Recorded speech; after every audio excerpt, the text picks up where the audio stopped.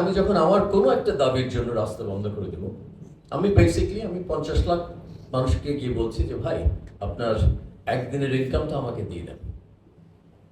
এই যে আমরা রাস্তা বন্ধ করবো, ঢাকা শহরের রাস্তা বন্ধ করবো। গত সপ্তাহে গেলাম মালয়েশিয়াতে, এই যে ওখানে যে শ্রমিকদের নিয়ে অনেক রকম ইস্যু আছে।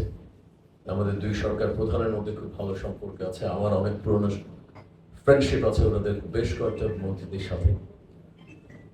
আমরা একটা স্টার্টিং পয়েন্ট ইজ নেগেটিভ, ওখান থেকে শুরু করে we are proceeding on a diplomatic path.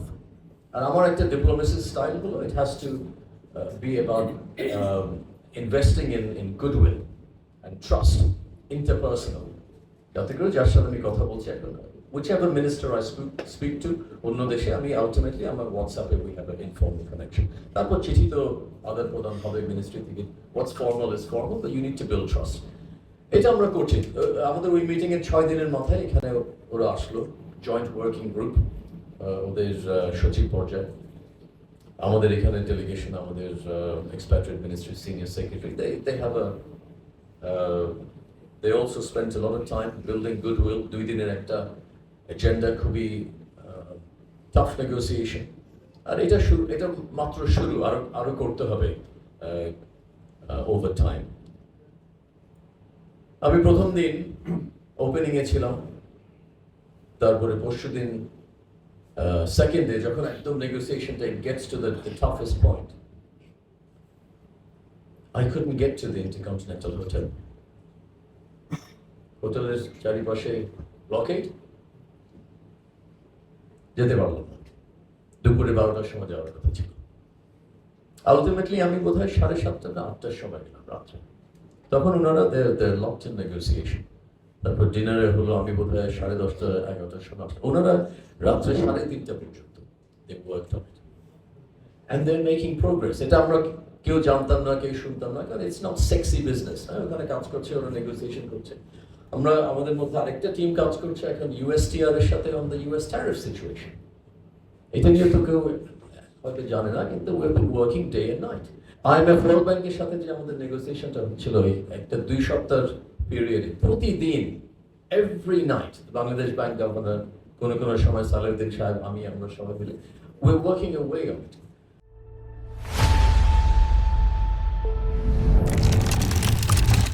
এর মধ্যে যখনই আমরা অন্য কোনো বিষয় নিয়ে অবরোধ করি, প্রোটেস্ট করি, রাস্তা বন্ধ করে দিই, এটাতে কত ড্যামেজ হয়। এই মূল্যবোধ যেটা বলছিলাম, সময়ের একটা মূল্যবোধ, সেটা আমাদের মধ্যে সেরকম ভাবে নাই। আমি একটা অ্যানালিসিস দেখলাম আজকে সকালে, আমি just I was looking for analysis যে এটাকে কোয়ান্টিফাই করা যায় কিনা। আপনাদের Dhaka chamber of commerce, Dhaka traffic যখন আটকে যায়, এটার মনিটারি ভ্যালু, কত টাকা অপচয় হয়, এটার একটা এস্টিমেট কিভাবে করা যায়, এটা নিয়ে অনেক রিসার্চ আছে। আর অলরেডি এটা আমাদের জন্য একটা problem. Dhaka traffic is a problem, we need to find a solution. এরপর যখন আপনি 2-3 ঘন্টার জন্য বন্ধ করে দেন, তখন এটা যেই ক্ষতিটা হয় ইন কোয়ান্টিফায়েবল টার্মস, এটা হলো 50 লাখ মানুষের একদিনের ইনকাম। তার মানে আমি যখন আমার কোনো একটা দাবির জন্য রাস্তা বন্ধ করে দেব, আমি বেসিক্যালি 50 লাখ মানুষকে গিয়ে বলছি যে ভাই আপনার একদিনের ইনকামটা আমাকে দিয়ে দেন।